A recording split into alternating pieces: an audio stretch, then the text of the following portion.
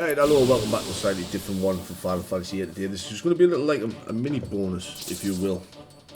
So today it is rare monster, well not rare monster hunting, but rare monster card hunting I should say.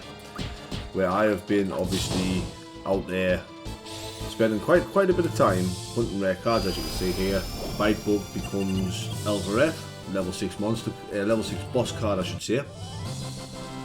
Which obviously you can find anywhere on the plains of Balam and even in the forests.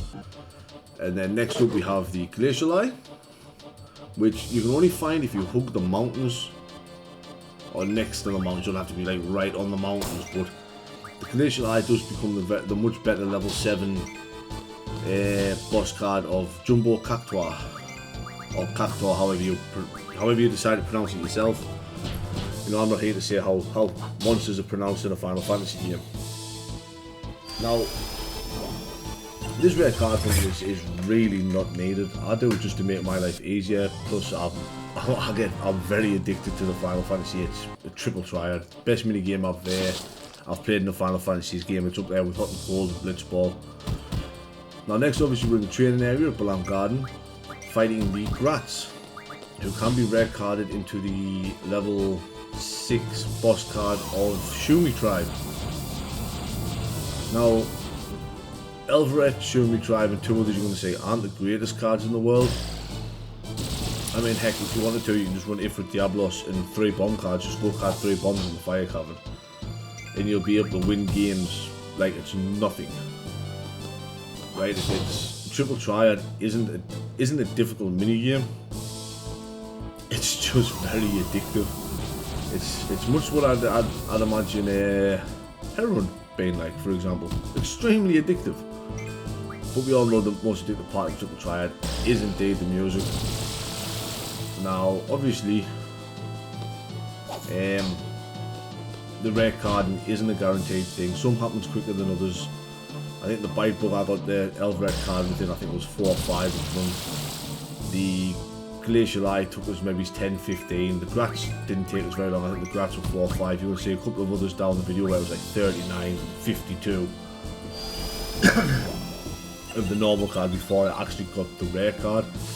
So obviously it rolls your chance to card, and after it rolls your chance to card, it rolls your chance on whether you get the rare card or the regular card, and then it's a chance for the rare card to actually work. And there's a lot in the rare card. Now, I wouldn't normally go out of my way to like rare card monsters. I'm not going to be honest. I only do it at this early part of the game just because it's ingrained in us from just playing it this way multiple times over the years. Like I say, Shumi Tribe from the Grat there. Now we're back in the forest just outside of Balam Garden, where we are fighting Caterpillars. Caterpillar is our next target. Now technically I could have done Caterpillar and VIII at the same time, but the VIII I got on the really lucky one while trying to do the Glacial Eye first. I didn't actually mean to get the VIII that early, but I thought when in Rome, I might as well try it, or else I would be doing it now at the same time as the Caterpillar. Oh, sorry. Caterpillar is, I would say, the awkward one because ignore the pause there, I went to get myself a drink.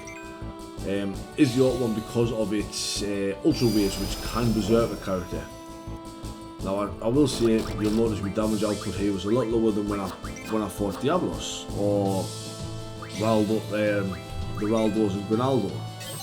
That is because I removed every strength junction. There isn't even a spell junction to my strength yet, let alone boosters.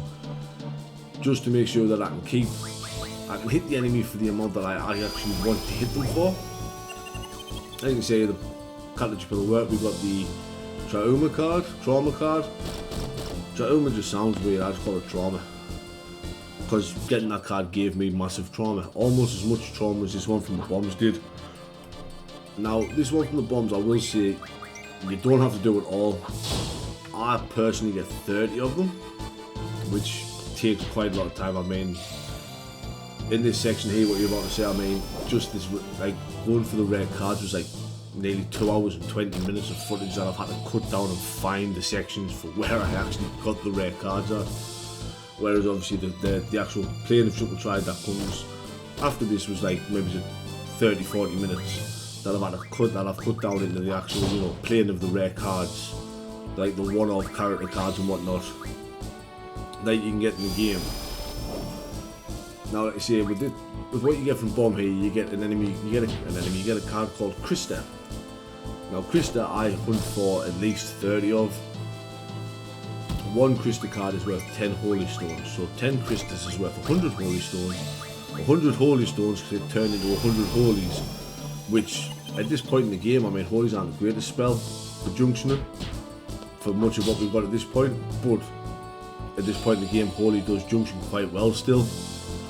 Now, obviously, I'm nowhere near finished playing cards yet. I've got a lot of cards still to play before I, you know, sit down for an episode where I go through what cards I've got, what they're refining to, what a conjunction to. See, I've got the Krista card there, what the junction to and stuff. Obviously, I'll go all over that in another episode once I'm all done. Now here, this is the mini mug card, which you win off the kid in the blue shirt that runs round the bottom level of garden. Now, why I cut out the fact that it's that kid, I know why I've cut that out and just went straight to the card game, but I did. You just walk off the screen on the left past the directory, walk back onto the screen. Here will appear, just mash square. As soon as the card game's over, mash square again. And just keep playing them until you get your hands on the mini mug card, which is another level 8 or level 9 GF card, if I remember rightly. I don't tend to use it, you say the kid there in the blue shirt running away. That's who we won that off. And now it is time I head to the cafeteria. Now in the cafeteria, there is a Trep fan group that I am here to play cards against.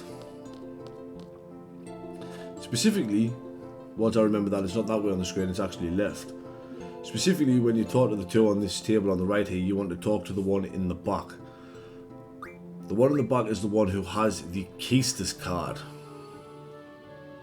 As you can see there, I just spoke to him normally there before challenging him to a game of cards. I'm pretty sure, there you go. And as you can see there is the Keisters card. I mean, I think this took us about 7 or 8 games to get him to actually play it. Keisters card, very strong card. Unfortunately, I forgot about the fact that it has an E on the bottom there. And I opened into some pretty rough waters there, but thankfully the computer is absolutely terrible. I mean, they are abysmal at playing cards, as you can see. Come away with a nice little win there, and we snatched the Keisters card for ourselves. Now, some of these cards that we're winning here are not going to stay as cards, I will say now.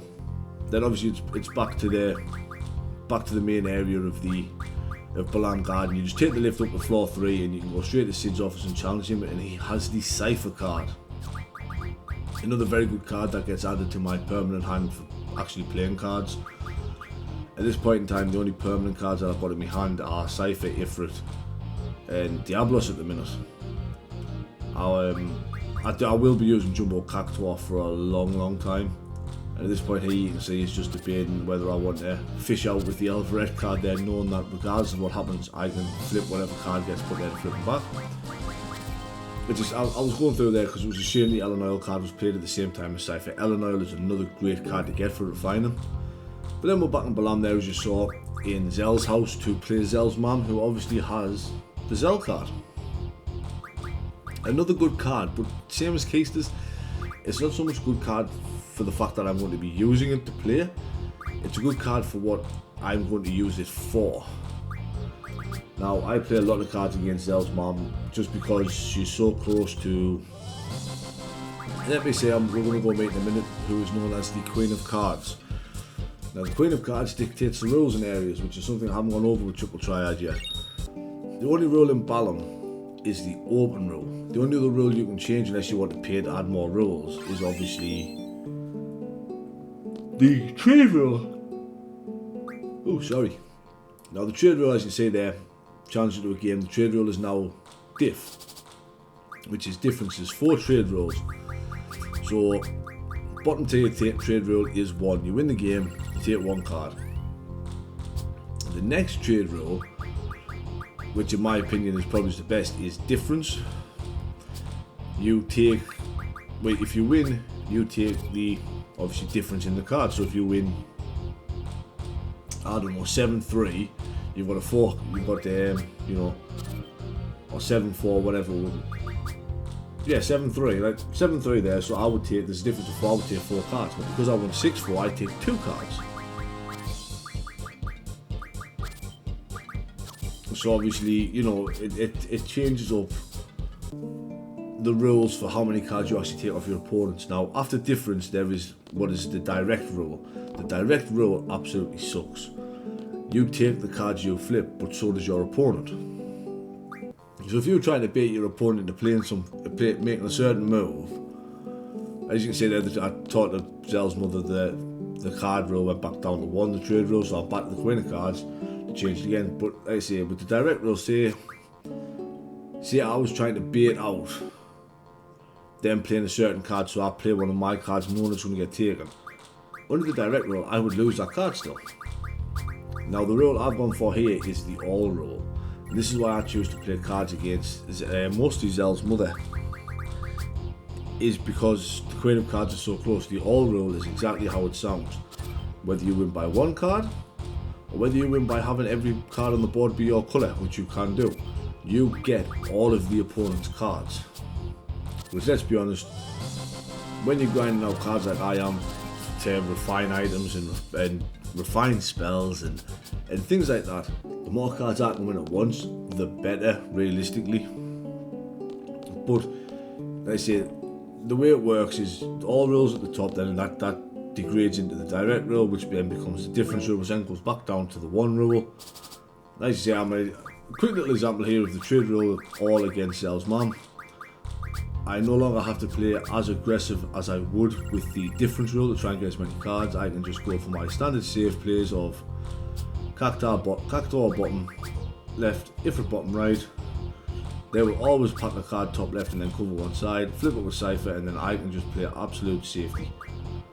Diablos or Elfret in the middle there, I'm completely safe, I've won. I take all their cards.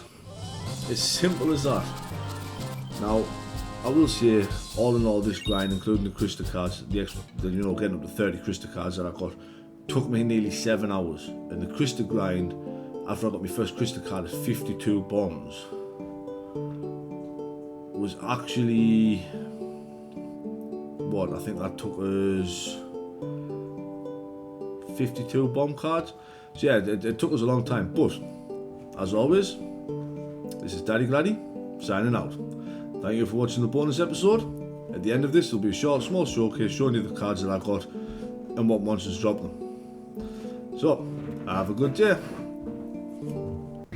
Right, chucking this on the end of what I've just done there. This is just me showing off, you know, the cards that we got. The Elfret, as you can see there, you get from the Ochu as a rare card, or the Bite Bug, which is obviously where I got it from. And obviously down there with the Trauma, you get from Turtle Pod or Caterpillar. That one was an absolute pain. There's a good reason that's named Trauma. That took me far too long to get, if I'm completely and utterly honest. And the Shumi tribe there, which you can get from the T-Rex or the Grat, it's much easier getting it from the Grat than it is the T-Rex, or even though the T-Rex does give more AP. Unless you've drawn 100 demis from Diablos, it's going to be a hard time. One between Shumi and Trauma there, as I'm talking there, just because it shows you the difference in, you know, where the numbers have moved.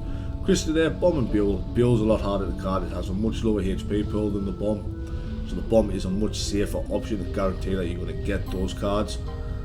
But yeah, like I say, just a little thing here I thought I'd show. You know, it tells you where you get them from and whatnot. Now, the best one out of all of them, Jumbo Cactuar, or Cactuar, you get from the Wendigo, or the Glacial Eye. Obviously I got it from the Glacial Eye because it's the only one out of them two that we can fight. Very, very good card, as you can see there. 4/4, 8/8. Great bottom left choice. But yeah, I thought I'd just add this on at the end here, as it's just a nice little easy thing just to show you where we got these cards from. So yeah, Daddy Gladdy signing out. Have a nice day.